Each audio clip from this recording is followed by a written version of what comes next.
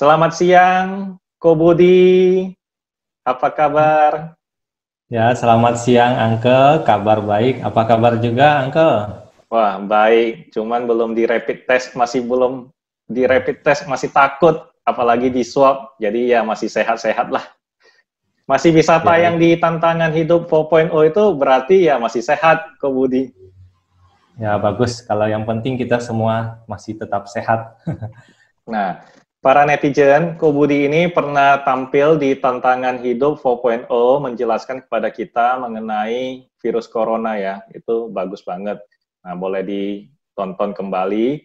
Nah, kali ini kita mengundang kembali Ko Budi. Ini karena Uncle ini lagi stres ini, Ko Budi. Banyak orang juga Kenapa, stres. Uncle? Stres, bukan sakit tapi stres, nggak kena corona tapi stres. Stresnya, coronanya terlalu lama hilang, masih tetap ada, itu membuat semua bisnis itu terpukul. Semua bisnis itu mengalami satu penurunan. Semua bisnis, ya ekonomi juga mengalami krisis, resesi. Nah, saya mau meminta tips ini, mau meminta bantuan sama Ko Budi untuk sharing. Saya ingat Ko Budi ada bisnis ya, ada buka apotik di Bali. Kalau tidak salah sudah 6 tahun ya, Ko ya? Ya, betul. Sudah 6 tahun. Nah, kira-kira kalau ya Uncle mau buka bisnis apotik atau para netizen yang bingung usaha apa ini sekarang. Nah, kira-kira Ko Budi, ayo berikan cara bagaimana. Kemudian boleh diceritakan apapun itu mengenai bisnis apotik biar kita semangat ini Ko Budi. Silakan Ko Budi. Ya, untuk bisnis apotik, sampai sejauh ini sih masih bagus ya. Masih bisa bertahan, terutama di masa pandemi ya. Kalau melihat perkembangannya, terutama di masa pandemi, waktu itu di Indonesia kan kasus pertama itu kalau nggak salah bulan Maret ya. Nah, bulan Maret itu masa awal-awal COVID di Indonesia, memang untuk bisnis apotek ini bagus. Ada peningkatan sampai hampir 2 kali lipat ya dari penjualan biasanya, karena banyak orang memborong vitamin ya, memborong masker, memborong hand sanitizer, itu sampai belakangan akhirnya stoknya kosong. Bahkan di distributor pun vitamin, masker itu kosong, akhirnya mengalami kelangkaan sehingga mengalami kenaikan yang tidak kira-kira, tidak masuk akal ya, sampai harganya berlipat-lipat dari harga seharusnya. Lalu pada waktu masa COVID ya, sampai bulan April itu penjualannya masih bagus ya, sampai 1 bulan ke depan. Lalu di bulan Mei-nya, nah ini bulan Mei-nya ya, waktu bulan Mei sempat terjadi penurunan penjualan, di mana saat itu vitamin mulai langka, masker juga tinggi harganya ya, barang-barang yang terkait dengan COVID ini agak sulit didapat ya, dibatasi di distributor, seringkali kosong. Lalu terjadi penurunan ya, sekitar hampir 20% kalau di apotik saya ya, hampir 20% penurunan di bulan Mei, penjualan obat-obat, vitamin, dan lain-lain di apotik. Memang kalau pada masa pandemi itu, obat-obat yang paling laku itu adalah obat-obat yang berhubungan dengan COVID ya. Misalnya orang membutuhkan vitamin, ya, hand sanitizer, masker, ya, APD, ya, termasuk kacamata, itu banyak dicari orang. Jadi harganya pun meningkat ya. Tetapi belakangan ini masuk ke bulan Mei, Juni itu sudah terjadi penurunan permintaan ya, karena sudah banyak orang yang menjual. Ya. Jadi bahkan di jalan-jalan tuh, pinggir jalan yang jual masker ya, hand sanitizer pun sudah ada, sehingga mulai turun penjualannya. Lalu pada waktu penjualannya turun, kita berpikir nih, apa ini penyebabnya? Karena pada saat itu ada PSBB juga ya, jadi pembatasan sosial berskala besar. Mungkin kita berpikir mungkin karena orang takut keluar ya, jadi mungkin mereka lebih berbelanja online. Sehingga kita mulai aktif di Instagram dan kita mulai mencoba berjualan melalui online, melalui Shopee. Ya. Oh. Mungkin itu ya. Ya, jadi sebelumnya masih offline ya sebelum pandemi itu?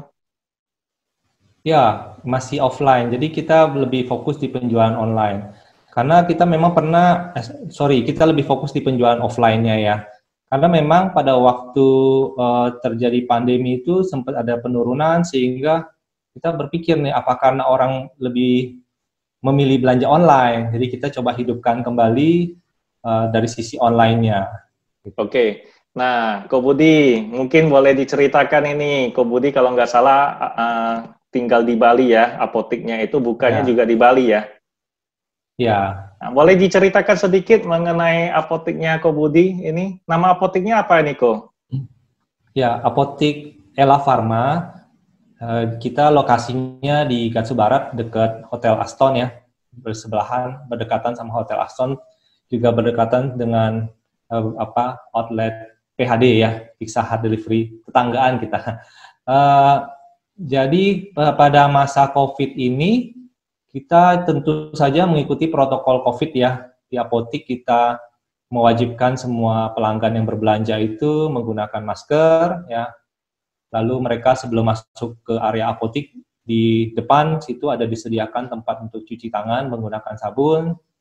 Lalu di dalam apotek pun mereka kita batasi ya jaraknya antara petugas farmasi dengan pelanggan juga kita batasi. Kita ada sediakan frame ya, mika ya yang biasa digunakan di swalayan-swalayan itu. Jadi antara petugas farmasi dengan pelanggan pun tidak langsung terjadi kontak gitu. Oke, jadi pada saat PSBB, apoteknya tetap buka atau ikut tutup kok? Pada masa PSBB, apotek kita tetap buka setiap hari, cuman memang mengikuti jam yang sudah ditentukan.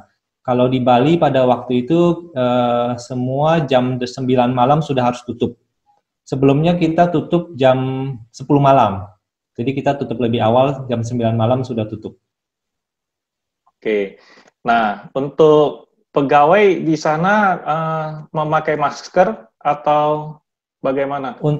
Untuk pegawai semua memang wajib memakai masker, bahkan kita berikan alat untuk APD-nya. Jadi untuk yang menggunakan mika ya. Jadi mereka menggunakan itu alat APD-nya.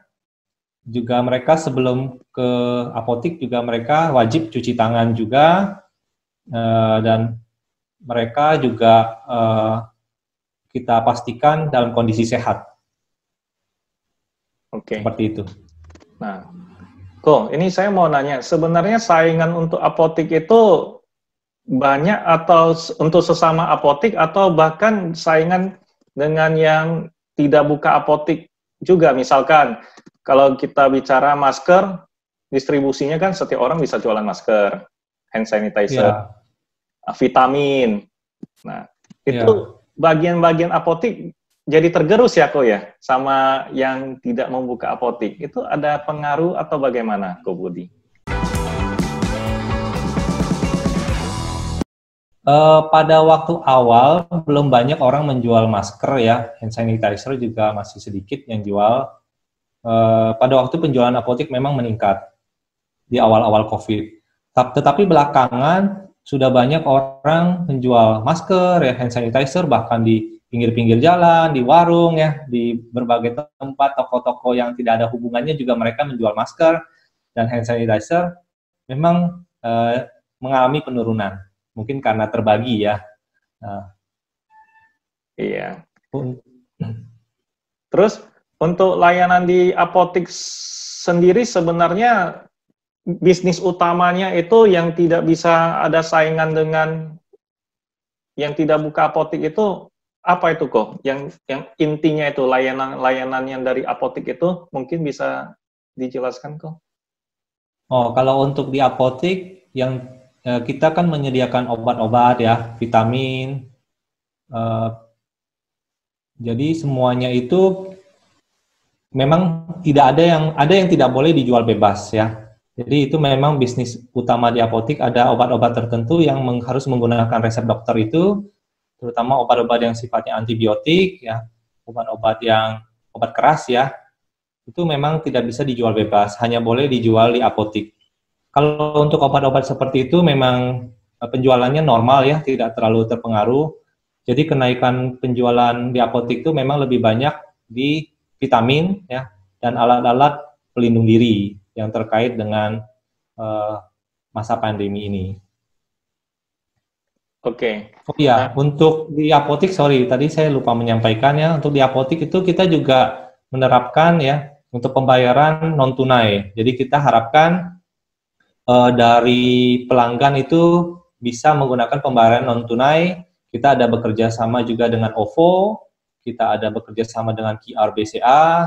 Cuma memang kalau untuk di Bali terus terang mereka belum banyak ya yang menggunakan teknologi tersebut ya. Jadi memang masih banyak menggunakan uang cash. Oke. Nah, kalau untuk uang cash masih tetap diterima ya, Ko ya? Untuk saat ini? Iya, diterima. Iya, masih masih uang ya? diterima.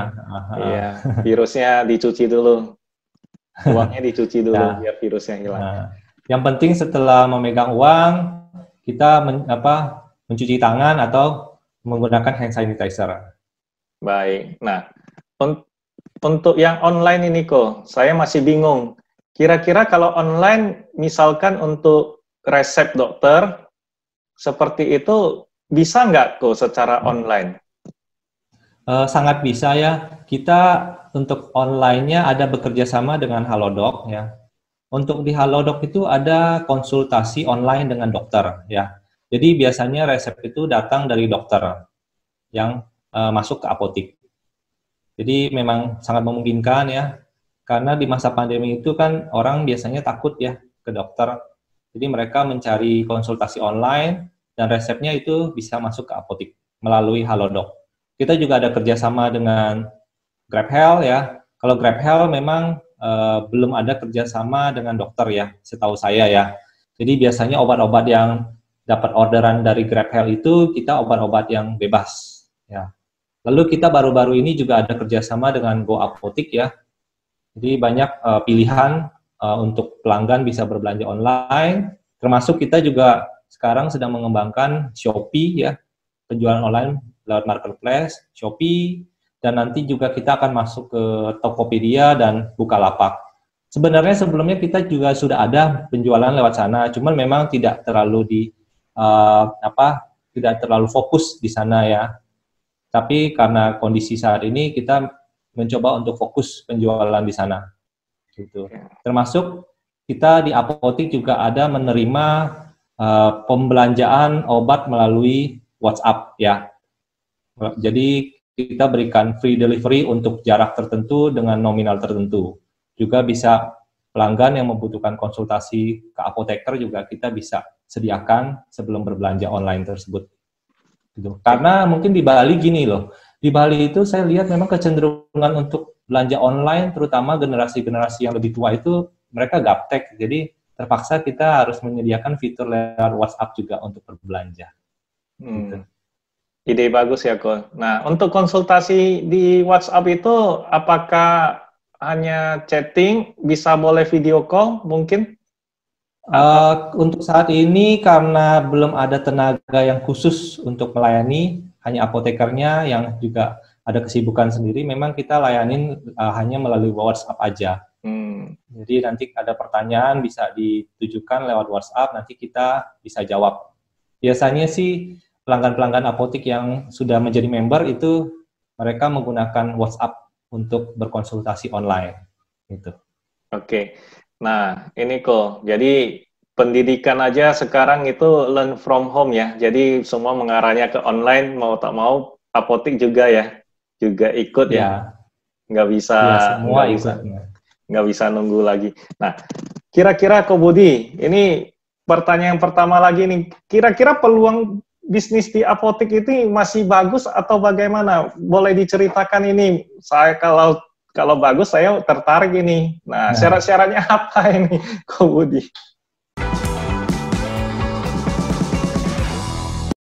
Ya, kalau untuk bisnis apotek, ini termasuk bisnis yang bisa bertahan di masa pandemi ya. Termasuk mungkin bisnis-bisnis sejenis yang lain yang saya kira bisa bertahan selain apotek. Bisnis sembako, penjualan makanan itu saya kira masih bisa bertahan ya. Bisnis frozen food ya, terutama itu saya sendiri pun kadang-kadang berbelanja frozen food lewat online gitu kan. Nah, ya, termasuk apotik ini adalah bisnis yang menurut saya bisa bertahan di masa pandemi. Memang sempat ada peningkatan waktu di awal-awal pandemi, walaupun ada sempat penurunan ya karena masalah PSBB atau mungkin orang lebih cenderung belanja online, tetapi saat ini kondisinya sudah normal kembali seperti sebelumnya. Kalau untuk membuka bisnis apotik memang dibilang gampang juga tidak ya. Saya mengalami sendiri kesulitan di awal, di mana ternyata untuk mendirikan apotik itu butuh banyak persyaratan ya. Ya, untuk bangunannya sendiri yang akan dijadikan tempat usaha apotik itu harus memiliki izin IMB ya. IMB-nya juga tidak boleh ada masalah. Lalu juga harus ada seorang apoteker sebagai penanggung jawab di apotik. Ya. Lalu juga kita harus mengurus perizinannya. Ya, banyak macam perizinan di apotik. Saya agak lupa ya satu persatu itu banyak sekali perizinan-perizinan yang harus diurus. Bisa jadi kalau mau membangun apotik juga membutuhkan waktu ya. Bisa sampai waktu itu saya sampai 6 bulan. Baru izin keluar. Ya, lama memang. Karena ada beberapa hambatan juga waktu itu, sehingga kita harus mengurus perizinannya. Gitu. Cukup lama memang. Tetapi setelah selesai, kita lega ya. Nah, tapi pada waktu izin udah selesai pun kita tidak bisa langsung berjualan obat ya, karena kita harus mendaftarkan apotik kita di distributor-distributor ya, terutama obat-obat keras itu tidak bisa sembarang kita beli, kita harus terdaftar di distributor obat yang resmi. Setelah terdaftar, baru kita bisa berbelanja obat tersebut. Gitu.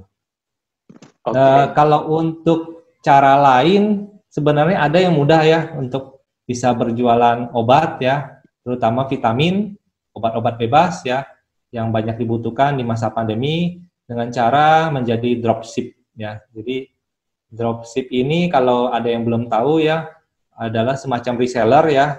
Cuman kalau reseller itu kan mereka membeli barang lalu menjualnya kembali ya. Betul. Tapi kalau dropship itu tidak perlu modal, jadi hanya bekerja sama dengan apotik ya atau toko-toko online yang sudah ada, kita bisa menampilkan produknya di lapak kita ya, di marketplace kita, lalu kita tinggal tunggu orderan datang saja ya melalui dropship. Nah, gitu. Tetapi itu dibatasi ya. Dibatasi. Ya, jadi tidak bisa menjual obat-obat keras. Hanya bisa menjual obat-obat bebas yang biasa dijual di swalayan, di toko-toko obat, itu bisa. Terus itu selisih harganya bagaimana kok? Saya misalnya, saya sebagai pelanggan, kalau obat kan nggak bisa terlalu gini ya, ada pengawasannya. Kalau nggak salah ada harga eceran tertinggi, ya ada range-nya seperti itu. Kalau tidak salah, ntar Koko bisa jelaskan, bener nggak? Nah itu beda dengan barang-barang ya. Kalau barang-barang kan sesuai dengan permintaan dan penawaran. Jadi kalau lagi langka bisa tinggi banget. Kalau lagi saingannya banyak yang masukin lebih murah, langsung ngedrop begitu. Nah ini obat untuk dropship masih bingung nih kok. Emang masih bisa ya? Kalau saya sendiri disuruh belanja ke apotiknya langsung atau ke dropshipper itu lebih memilih langsung ke apotik karena mindsetnya pasti lebih mahal yang kalau ke dropshipper. Kedua belum tentu ntar yang dikasih bukan generik lagi loh. Kalau generik masih oke. Ini aspal punya bagaimana ini membedakannya? Gimana kok? Boleh dijelaskan mengenai dropshipper itu seperti gimana? Ya, kalau untuk dropship itu biasanya kalau penjualan lewat online itu memang kita tidak bisa memberikan harga yang tinggi ya, selisih margin yang tinggi. Jadi biasanya kecil sekali marginnya, bahkan dengan kata lain misalnya hanya selisih 1.000 saja dari harga beli pun kita jual ya. Jadi misalnya kalau kita selisihnya hanya 1.000 saja dari harga beli ya, atau selisihnya tipis ya, itu dari dropshipper itu bisa menaikkan juga jangan terlalu banyak ya. Jadi paling banyak yang mungkin 1.000 juga ya, Rp1.000. Jadi memang untuk di online tuh memang seperti itu. Jadi karena dari yang belanja itu bisa membandingkan harga. Jadi kita tidak bisa memberikan harga yang tinggi marginnya. Berbeda dengan mungkin kita penjualan offline. Penjualan offline itu kita bisa menentukan harga. Ya, jadi yang penting harganya itu tidak melebihi HET yang tercantum di dalam produk atau kemasan obat. Ya, demikian sih. Jadi biasanya belanja online pun kadang-kadang bisa lebih murah ya dari harga offline gitu. Apalagi ditambah biasanya ada promo-promo dari marketplace-nya ya, free ongkir atau cashback atau apa ya, bisa jadi malah lebih murah. Ya. Gitu. Lebih praktis lagi ya kok ya? Ya, lebih praktis, lebih aman pula, tidak perlu datang langsung. Iya. Nah, untuk izin ini sampai 6 bulan, kemudian ada perpanjangan nggak kok? Masa Kalau berlaku? untuk apotik, ya setiap 5 tahun itu harus ada perpanjangan izin, ya setiap 5 tahun. Jadi kalau sudah 5 tahun, kita mengurus kembali perpanjangan izin apotik. Jadi nanti biasanya dari petugasnya akan datang ke tempat usaha, disurvei kembali apakah memenuhi syarat untuk perpanjangan izin atau tidak. Seperti itu. Ya, kok ini boleh nanya ya? Itu kalau saya mau membuka apotik ini kok, kalau yang apa makanan beku yang frozen itu saya mengerti. Semua orang pada mengerti. Kita harus bikin, harus stokis, harus beli ini, harus stokis, kemudian kita jual. Kalau nggak laku ya makan sendiri. Kalau nggak kita bagi-bagi teman. Nah, itu kan udah resiko ada expired-nya, kan begitu. Betul ya, Ko ya? Nah, ini kalau obat ini bagaimana ini, Ko? Kalau saya mau memulai, saya harus stokis, kemudian bisa diretur nggak? Atau harus makan sendiri? Kan nggak mungkin saya makan sendiri, Ko. Kalau frozen kan bisa makan sendiri. Nggak mungkin juga saya bagi-bagi kepada teman. Karena nggak sakit, dia nggak membutuhkan. Nah, ini bagaimana ini, Ko? Perbedaannya. Kalau untuk obat, memang sebagian besar sih memang bisa retur ya, asalkan dengan syarat kemasannya belum dibuka, artinya belum dijual ya, belum ada penjualan. Biasanya kita bisa retur. Tapi kalau udah ada penjualan, mungkin 1 strip, 2 strip dari 1 kotak itu, sisanya itu biasanya tidak bisa diretur. Jadi itu ada resiko dari apotik. Jadi biasanya kita bisa retur mungkin 3 bulan sebelumnya sampai 6 bulan sebelumnya, biasanya sih bisa, tergantung aturan di distributornya berbeda-beda. Cara Koko bagaimana? Dimakan atau bagaimana? Kalau dimakan kan sayang kok. Kalau tidak bisa retur ya kita melakukan pemusnahan ya. Pemusnahan obat ada prosedurnya sendiri, jadi tidak bisa langsung dibuang begitu saja di tempat sampah misalnya. Kita harus melakukan pemusnahan dengan prosedur-prosedur yang memang diwajibkan seperti itu. Nah, ini pertanyaan terakhir ini kok. Kira-kira kalau bisnisnya masih menguntungkan, saya mau bikin ini kok. Nah, saya mau nanya, kira-kira obat apa sih yang saat ini sedang laris-larisnya, kemudian ke depan setelah pandemi ini juga tetap laris?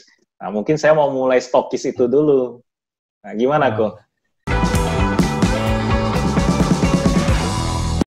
Kalau untuk memulai menjadi stokis ya atau sebagai dropship, saya sarankan itu suplemen atau vitamin dulu dipasarkan, karena itu yang banyak dibutuhkan oleh pelanggan saat ini ya, terutama di masa pandemi. Kita juga bisa menjual obat-obat yang terkait langsung ya, obat batuk misalnya, atau obat penyakit ISPA ya, infeksi saluran pernapasan. Itu obat-obat seperti itu banyak yang bisa dijual bebas ya. Kita bisa lihat dari logonya yang berwarna hijau, itu bisa dijual bebas. Lalu kalau untuk peluang obat-obat lainnya juga sangat mungkin ya, selama orang masih bisa sakit ya, mereka kadang-kala kalau penyakitnya ringan kan tidak ke dokter atau tidak ke rumah sakit, mereka bisa beli sendiri ya, obat batuk ya, obat-obat yang ringan-ringan, hanya demam atau sakit kepala, itu kan semua pasti cari obat ke apotik ya. Jadi peluangnya saya rasa masih bagus kalau untuk bisnis apotik. Ya. Kok, itu ada kuota nggak kok ya? Kalau saya mau buka apotik di Jakarta atau di tempat tertentu, misalnya kalau ada bisnis-bisnis tertentu kan itu ada kuotanya, jaraknya dengan yang apotek yang sudah ada. Itu ada aturan seperti itu. Setahu saya ketentuannya sih ada ya, tapi saya kurang mengerti ya. Jadi pada waktu saya mengurus perizinan, kalau dari apa perizinannya sih tidak ada menyebutkan yang demikian ya. Pada waktu saya mengurus perizinan, jadi waktu itu memang kita dikasih buka gitu. Dan kita lihat saat ini juga banyak apotek-apotek yang justru bersebelahan ya, Iya, terutama yang makanya itu. dekat rumah sakit ya. Jadi Iya. kalau untuk pertanyaan itu saya kurang ngerti juga ya. Oke. Artinya mungkin nggak ada ya selama ininya Jarak lagi gitu. jarak ya. Iya, oke. Uh, Nah, untuk ada saran-saran buat saya supaya bagi pengalaman sedikit kok di awal-awal supaya tidak stres malah sakit kalau mau buka apotek. Ya, saya kira untuk bisnis apapun kalau baru awal-awal buka memang harus bersabar ya. Bersabar untuk mencari langganan ya. Cari langganan kita harus bersabar juga. Termasuk saya dulu pertama kali buka bisnis apotek, 1 tahun pertama itu memang belum sesuai harapan ya. Pelanggannya masih sedikit, obat kita sediakan juga banyak ya. Sempat ada beberapa obat yang expired karena tidak ada resep yang masuk ya. Terutama obat-obat yang berkaitan dengan tensi dan jantung itu jarang dicari orang ya, karena harus menggunakan resep dan resepnya nggak ada, otomatis obatnya tidak laku ya.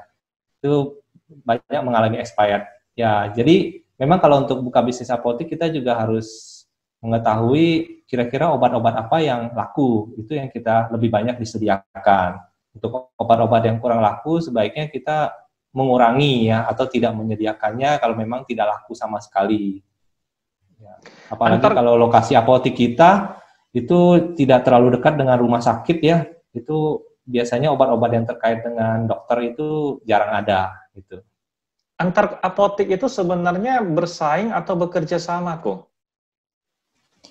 Kalau saya melihat sih kompetisi pasti ada ya antara satu apotek dengan apotek lain. Tetapi pelanggan itu kan kembali kepada pelayanan kita ya. Kalau mereka sudah merasa cocok di satu apotek, biasanya berbelanja di sana, kemungkinan pindah ke apotek lain sih kecil ya. Kecuali ada nilai tambah dari apotek kompetitor, jadi mereka akan berbelanja di sana. Ya. Jadi kalau dibilang kompetisi ya enggak juga ya. Kita lebih melihat ke apa ya, pelayanan ya ke rezeki masing-masing lah orang bilang. Maksud saya begini kok, misalnya itu benar sekali, kalau saya udah nyaman berbelanja di satu apotek, pasti saya ke sana terus. Nah, misalkan di apotek tersebut itu tiba-tiba kosong.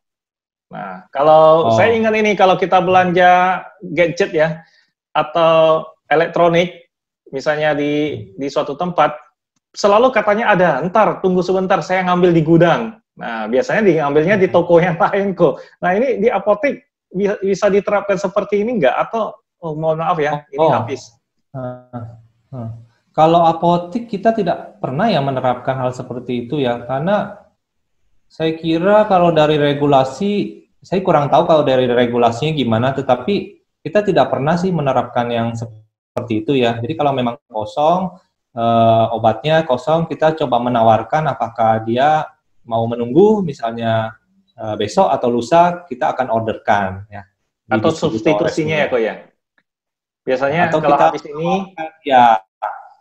ya bisa juga kita menawarkan substitusinya kalau pelanggannya mau.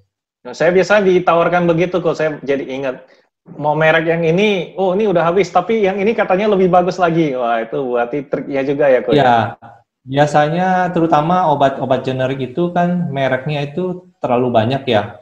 Bahkan misalnya untuk amoxilin atau obat-obat yang seperti itu, mereknya itu bisa sangat bervariasi. Jadi biasanya kalau kita berbelanja di apotek, yang satu dengan yang lainnya itu pasti bisa kemungkinan besar beda merek.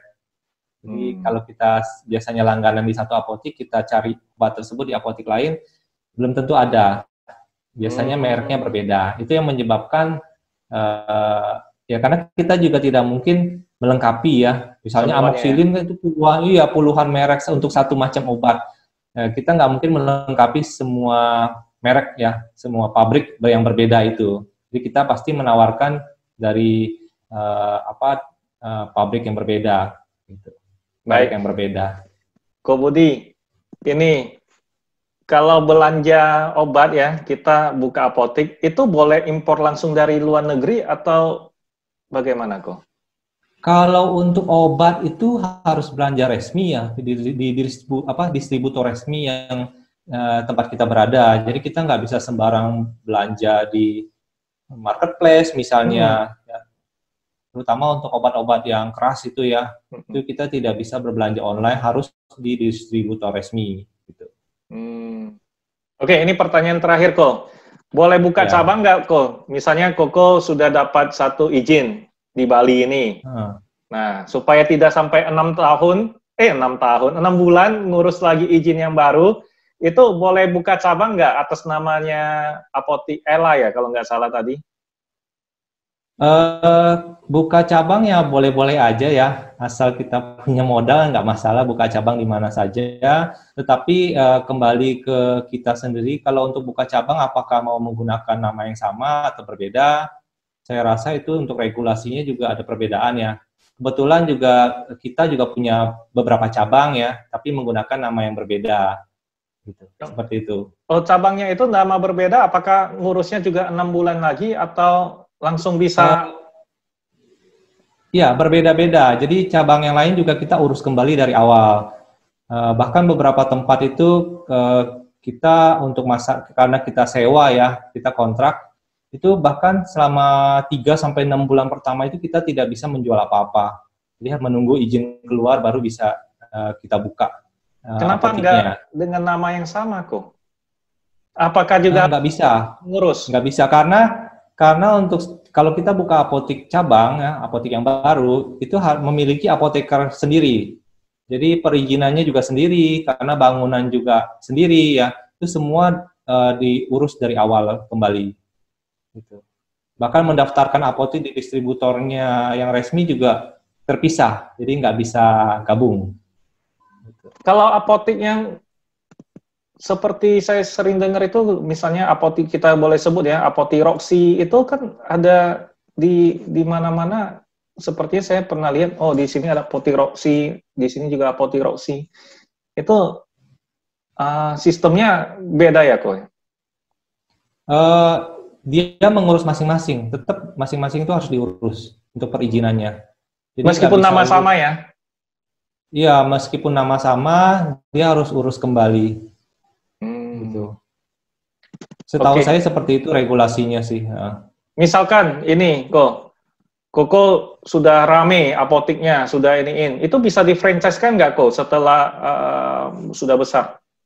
Kalau apotek mau di-franchise-kan sih pasti bisa ya, karena kita lihat kan beberapa apotek itu kan franchise ya. Jadi memang sangat memungkinkan untuk dibuat franchise-nya. Tetapi kalau untuk perizinannya tetap masing-masing harus ada perizinan yang baru. Tidak bisa menebeng ke perizinan yang sudah ada. Gitu. Iya. Baik, waduh ini rumit juga ya. Saya pikir gampang, bisnis yang ini sedang lesu, bisnis yang itu sedang lesu, bisnis apotek aja kan di sini masih masa pandemi, pasti orang banyak yang sakit, banyak yang butuh vitamin. Bisa ini ternyata juga rumit juga ya kok ya, setiap bisnis itu kalau mau memulainya rumit banget ya. Gimana? Ya, kalau untuk membuka bisnis apotek memang perlu perizinan ya. Perizinan beda mungkin kalau kita buka warung gitu misalnya. Saya rasa jarang yang menggunakan mengurus izin ya. Warung itu memang lebih mudah karena obat itu kan terkait dengan kesehatan ya. Jadi tidak bisa sembarang memberikan obat ke pelanggan ya. Jadi untuk perizinannya juga tidak sesimpel itu. Jadi semua mereka dari petugasnya pun harus survei dulu di awal, melihat kelayakannya, apakah bisa apoteknya dibuka ya. Nah, jadi nanti kalau perizinannya, persyaratannya ya, prasarananya sudah lengkap, izin bisa keluar gitu. Baik, pertanyaan terakhir Ko Budi di bincang-bincang bermanfaat kita kali ini, saya mau menanyakan, kira-kira kalau bisnis apotek itu kita perlu melihat lokasi nggak? Apakah lokasi itu sangat menentukan untuk memulai satu bisnis apotek? Ya, kalau untuk apotik sama dengan bisnis-bisnis lain tuh lokasi itu sangat menentukan juga. Kalau satu lokasi itu sedikit penduduknya misalnya, atau mungkin eh, budaya di sana jarang beli obat misalnya, mungkin orang-orang setempat tuh sehat-sehat misalnya, apotik tentunya akan sepi di daerah sana ya. Nah, itu sangat menentukan. Jadi kalau satu daerah yang ramai, penduduknya padat, itu bisnis apotik bisa jalan. Ya. Baik, terima kasih Ko Budi atas tipsnya, atas sarannya, atas wawasan yang diberikan. Ini sangat bermanfaat buat saya, buat kami yang menonton. Terima kasih Ko Budi. Lain kali kita undang lagi ya. Wah, ini Ko Budi ini luar biasa. Ini banyak sekali ilmu-ilmu yang bisa diberikan pada kita. Terima kasih Ko Budi.